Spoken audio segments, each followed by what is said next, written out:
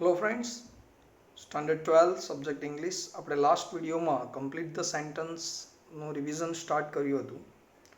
એમાં તમને expressing condition in પાસ્ટની વાક્ય રચનાઓ, ક્યાં સુધી વાક્ય આવશે, કેવી રીતે અટકશે, તમારે નીચે 4 વિકલ્પ આપેલા હોય દરેક વાક્યના નીચે, તો એમાંથી કેવી રીતે ઓપ્શન શોધવાનો, સાચો ઓપ્શન કેવી રીતે સિલેક્ટ કરવાનો એ સમજાયેલું છે. આ ઉપરાંત કમ્પેરિંગ અથવા શોઈંગ કમ્પેરિઝન નામનું ફંક્શન, એની વાક્ય રચનાઓ પણ સમજાવી છે તમને. ઓકે, દરેક પ્રકારની એની positive degree, comparative degree, superlative degree, ત્રણ પ્રકારની વાક્ય રચનાઓ તમને સમજાવેલી છે. ઓકે, દેન આગળ ઓફરિંગ સજેશન નવું ફંક્શન છે.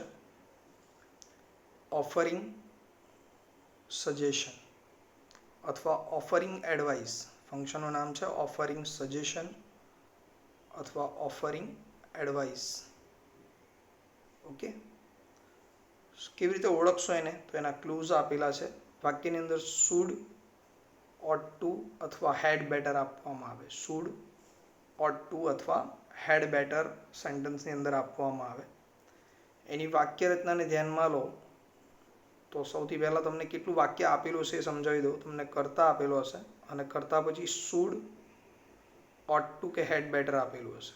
શુડ, ઓટ ટુ કે હેડ બેટર. શક્ય છે કે કર્તા પછી શુડ આપેલું હોય, ઓટ ટુમાં કર્તા પછી ઓટ શબ્દ જ આપેલો હોય અને હેડ બેટરવાળામાં કર્તા પછી હેડ આપેલું હોય. આવી રીતે પણ આપવામાં આવે છે ઘણીવાર. તો પાછળનું વાક્ય જો શુડ આપેલું છે કર્તા પછી અને અધૂરું વાક્ય પછી બ્રેકેટની અંદર તમને ફંક્શનનું નામ લખેલું છે ઓફરિંગ સજેશન અથવા ઓફરિંગ એડવાઇસ, તો તમારે એવો વિકલ્પ શોધવાનો જેમાં પાછળ ક્રિયાપદનું મૂળ રૂપ હોય અને અન્ય શબ્દો આપેલા હોય. જો ઓટ શબ્દ કરતા પછી ઓટ આપેલું હોય તો પાછળ ટુ આવે, ત્યાર પછી મૂળ ક્રિયાપદ, ટુ પછી મૂળ ક્રિયાપદ અને અન્ય શબ્દો આવે એવું વાક્ય શોધો. અને જો કરતા પછી હેડ આપેલું છે તો બેટર શબ્દ, ત્યાર પછી મૂળ ક્રિયાપદ અને અન્ય શબ્દો. આ રીતનો ઓપ્શન તમારે શોધવાના છે. ઓકે, તો આ થઈ ગયું ઓફરિંગ સજેશન. એકવાર રિપીટ કરું છું. ઓફરિંગ સજેશન એટલે કયું ફંક્શન મિત્રો? તો જેમાં શુડ, ઓટ ટુ કે હેડ બેટર આપવામાં આવે એ તમારો આન્સર હશે. બરાબર. દેન એના પછીનો ફંક્શન છે એક્સપ્રેસિંગ કોન્ટ્રાસ્ટ. ફંક્શનનું નામ છે એક્સપ્રેસિંગ કોન્ટ્રાસ્ટ. હવે આને ઓળખવા માટે ઘણા બધા ઓપ્શન્સ છે. વાક્યની અંદર but, yet, still, though, although, even though, even if, however, as, in spite of કે ડિસ્પાઇટ આવા શબ્દો આપવામાં આવે તો તમારે સમજી લેવાનું કે ફંક્શનનું નામ છે એક્સપ્રેસિંગ કોન્ટ્રાસ્ટ. બરાબર. તમને સિલેક્ટ જ કરવાનું છે વિકલ્પમાં. તમને અધૂરું વાક્ય આપેલું હશે અને એ અધૂરા વાક્યમાં બ્રેકેટની અંદર તમને ફંક્શનનું નામ લખેલું હશે એક્સપ્રેસિંગ કોન્ટ્રાસ્ટ. તો જો હવે બટ, યેટ કે સ્ટીલવાળું વાક્ય હશે તો એની વાક્ય રચના શું હશે, ક્યાં વાક્ય અટકશે એ થોડું સમજી લઈએ. બરાબર.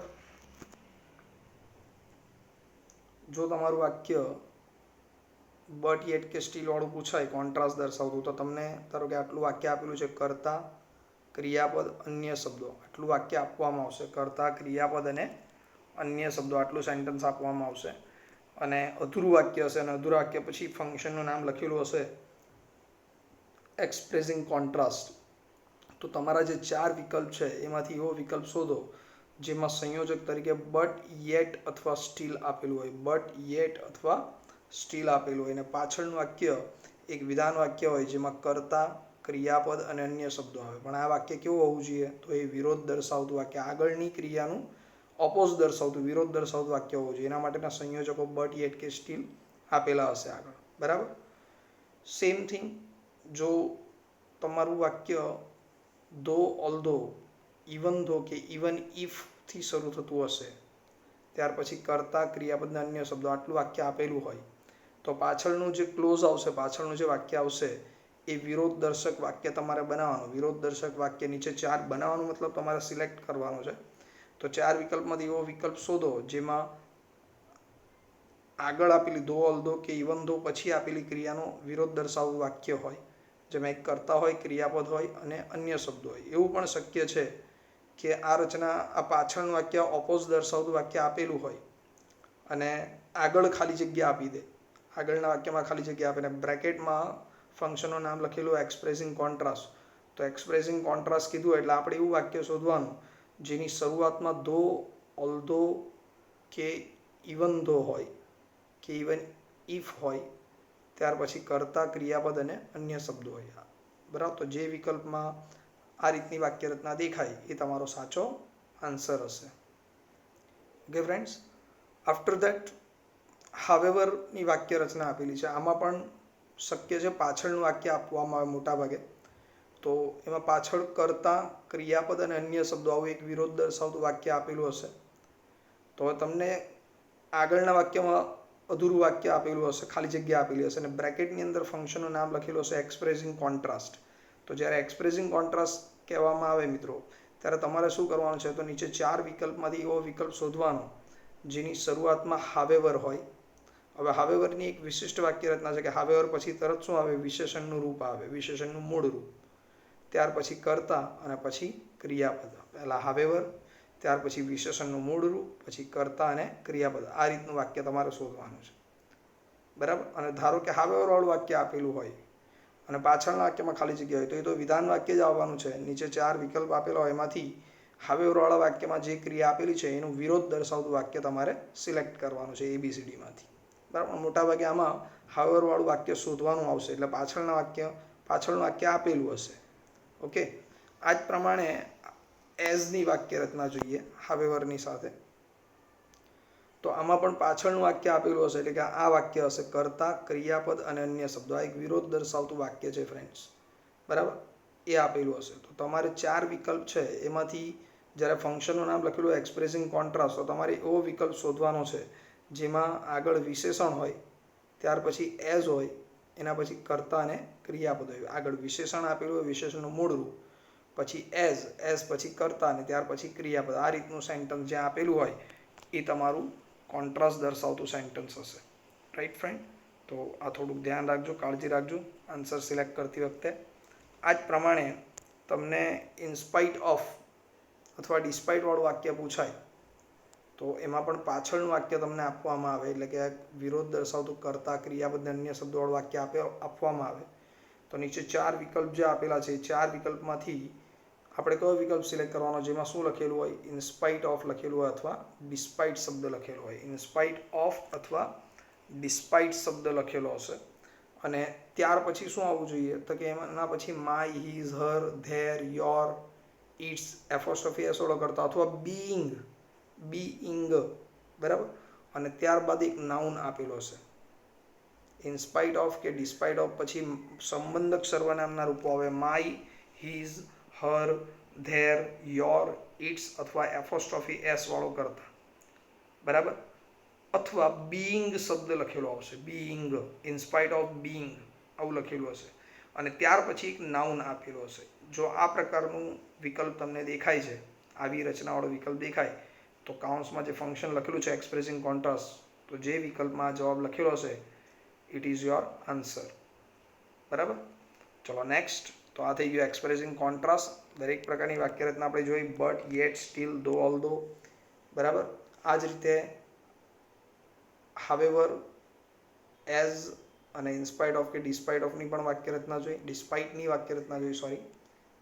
આફ્ટર દેટ તમને બીજું આગળનું ફંક્શન છે રિપોર્ટિંગ. બરાબર. હવે આ ફંક્શન પણ ઘણીવાર પૂછાય છે પરીક્ષામાં. રિપોર્ટિંગ અથવા રિપોર્ટિંગ ઇવેન્ટ આવું લખેલું હશે. ફંક્શનનું નામ લખેલું હશે રિપોર્ટિંગ અથવા રિપોર્ટિંગ ઇવેન્ટ લખેલું હશે. બરાબર. ફંક્શનનું નામ. તો તમારે શું કરવાનું છે, તમારે એમાં ક્લૂઝમાં જુઓ, ધ્યાનથી ક્લૂઝને જુઓ.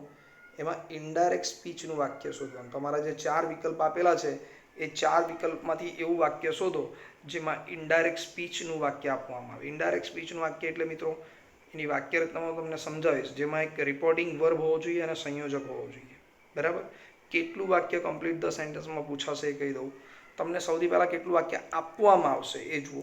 તમને એક બોલનાર આપેલો હશે સેન્ટેન્સમાં, ત્યાર પછી કોઈ એક રિપોર્ટિંગ વર્બ હશે અને પછી સાંભળનાર હશે. બોલનાર, રિપોર્ટિંગ વર્બ અને સાંભળનાર, આટલું સેન્ટેન્સમાં આપેલું છે. રિપોર્ટિંગ વર્બ તરીકે ટોલ્ડ, આસ્ક્ડ, ઇન્ફોર્મ, ડિક્લેર્ડ, બરાબર, સજેસ્ટેડ, એક્સક્લેમ્ડ, આવું કોઈ પણ રિપોર્ટિંગ વર્બ હોઈ શકે.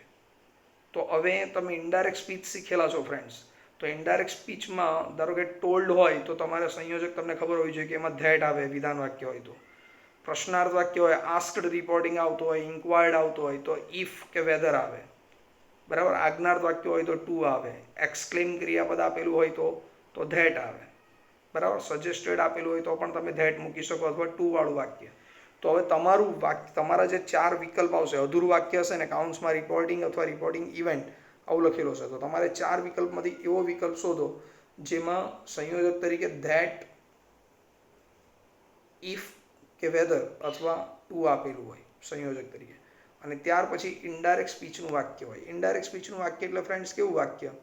ઇનડાયરેક્ટ સ્પીચનો વાક્યનો મતલબ છે કે પાછળનું વાક્ય, સંયોજક પછીનું વાક્ય સાદો ભૂતકાળ, પૂર્ણ ભૂતકાળ અથવા ચાલુ ભૂતકાળનું હોવું જોઈએ. અંદર એમ ઇઝ આર પાછળના વાક્યમાં તમારા જે વિકલ્પ છે એ વિકલ્પમાંથી એવું વાક્ય નથી સિલેક્ટ કરવાનું જેમાં am is are, was, were, will, shall, has, have આપેલું હોય એવું વાક્ય આપણે સિલેક્ટ કરવાનું નથી. અંદર ભૂતકાળ જ હોવું જોઈએ. બરાબર, કોઈ પણ ભૂતકાળ ચાલે, પૂર્ણ ભૂતકાળ, સાદો ભૂતકાળ કે ચાલુ ભૂતકાળ. ઓકે, તો આ થઈ ગયું તમારું ફંક્શનનું નામ જે છે રિપોર્ટિંગ, એના વિશે. આફ્ટર ધેટ એના પછીનું ફંક્શન છે એ છે એક્સપ્રેસિંગ ચોઇસ. ફંક્શનનું નામ છે એક્સપ્રેસિંગ ચોઇસ. બરાબર, તમે ધ્યાનથી જુઓ. એક્સપ્રેસિંગ ચોઇસમાં ક્લૂઝ આપેલા છે, જુઓ. એમાં વાક્યમાં would rather than, would rather than અથવા would prefer to, would rather than અથવા વુડ પ્રિફર ટુ શબ્દ આપવામાં આવે. જો વુડ રાધર ધેન અથવા વુડ પ્રિફર ટુ આપેલું હોય તો તમારે શું કરવાનું છે? તમારે એવો વિકલ્પ સિલેક્ટ કરવાનો છે. બરાબર, કેટલું વાક્ય આપેલું હશે પહેલાં એ સમજી લઈએ. બરાબર, તો તમને સેન્ટેન્સની અંદર ધારો કે વુડ રાધર ધેન આપેલું હોય તો એ વાક્યમાં પહેલાં કર્તા આપેલું હશે. બરાબર, કર્તા પછી વુડ રાધર લખેલું હશે.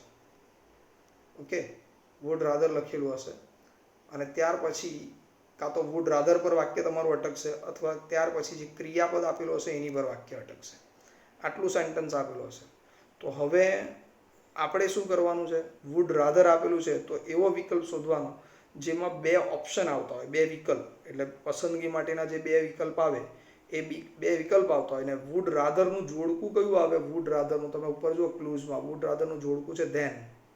તો આપણે એવો વિકલ્પ શોધવાનો જેમાં ધેન આવતું હોય. તો હવે જ્યાં વાક્ય અટકેલું છે એના પછીનું તમારું સેન્ટેન્સ તમે જે સિલેક્ટ કરો છો એ કેવું સિલેક્ટ કરવાનું? જેમાં પ્રથમ વિકલ્પ હોય, ત્યાર પછી ધેન હોય અને આફ્ટર ધેટ બીજો વિકલ્પ આપેલો હોય. બરાબર, જ્યાં આવું આપેલું દેખાય તમને એ તમારો આન્સર. બરાબર, જે વિકલ્પમાં તમને આ રચના દેખાય એ તમારો આન્સર હશે. તો આ થઈ ગયું એક્સપ્રેસિંગ ચોઇસ. જ્યારે ફંક્શનનું નામ લખેલું હોય એક્સપ્રેસિંગ ચોઇસ ત્યારે વુડ રાધર ધેન વાળું વાક્ય સિલેક્ટ કરવાનું છે.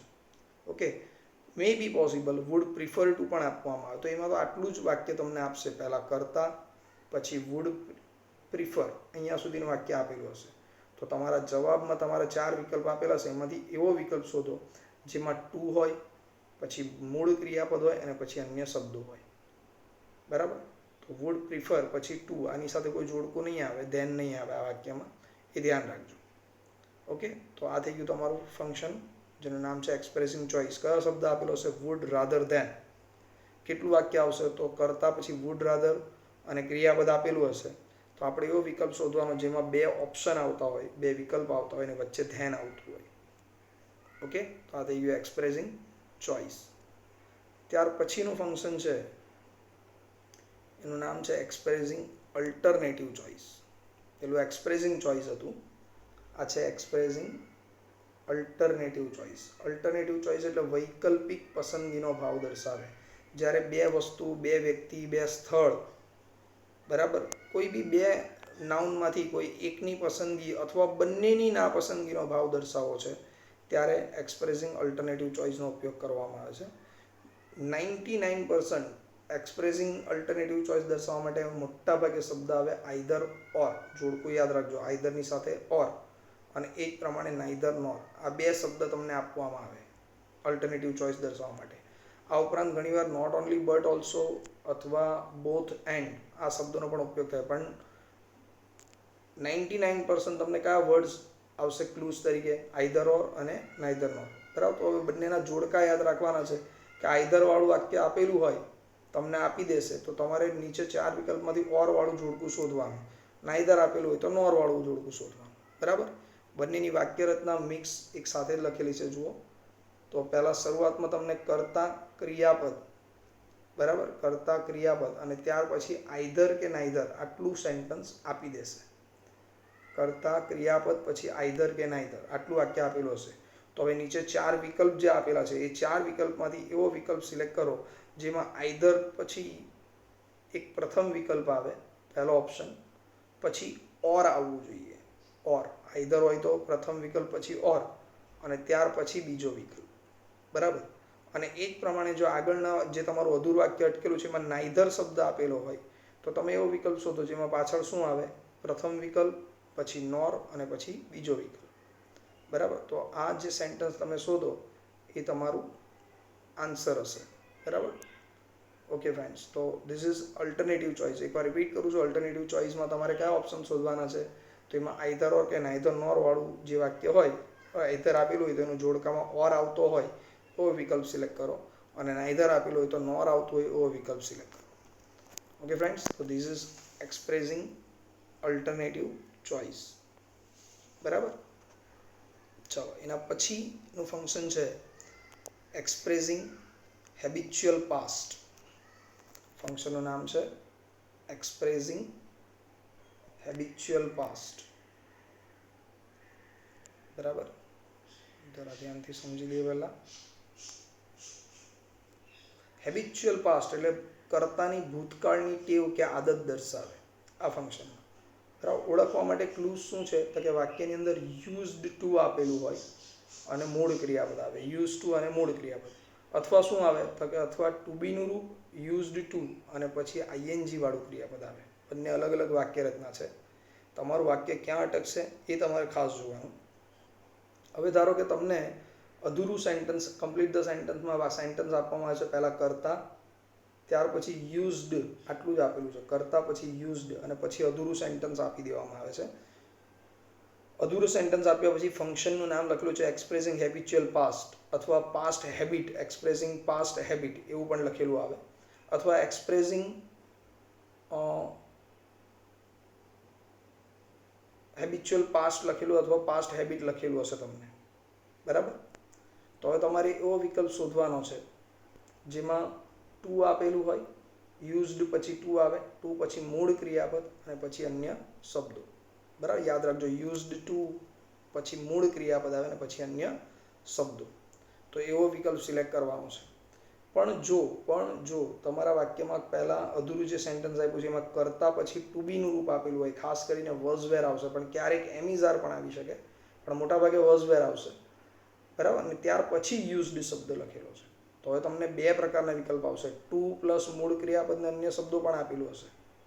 તો એ સિલેક્ટ કર, યુઝડ પછી એ જવાબ સિલેક્ટ કરવાનો નથી. કેમ? આગળ ટુ બીનું રૂપ આવ્યું છે. તો હવે શું આન્સર સિલેક્ટ કરશો? તો એવો વિકલ્પ સિલેક્ટ કરો ચારમાંથી જેમાં ટુ હોય, ત્યાર પછી આઈએનજી વાળું ક્રિયાપદ હોય અને પછી અન્ય શબ્દો હોય. બરાબર. તો આ થઈ ગયું મિત્રો એક્સપ્રેસિંગ હેબિચ્યુઅલ પાસ્ટ.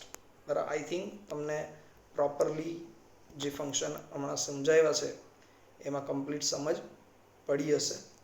બરાબર. કેટલા ફંક્શન બીજા આપણે આજે જોયા? તો આપણે એક્સપ્રેસિંગ સજેશન અથવા એડવાઇસથી ભણવાનું શરૂ કર્યું. બરાબર. ત્યાર પછી કોન્ટ્રાસ્ટ જોયું, એના પછી રિપોર્ટિંગ ઇવેન્ટ જોયું, પછી ચોઇસ જોયું, ત્યાર પછી અલ્ટરનેટિવ ચોઇસ જોયું અને પછી હેબિચ્યુઅલ પાસ્ટ જોયું છે. બરાબર ફ્રેન્ડ.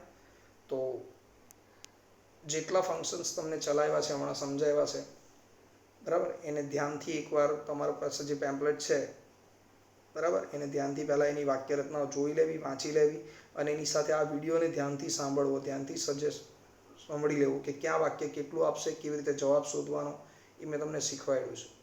તો એ ખાસ ધ્યાનથી વિડીયોને જોઈ લેજો. બાકીની વાક્યરચનાઓ અને બાકીના ફંક્શન્સ નેક્સ્ટ વિડીયોમાં સમજાવીશ.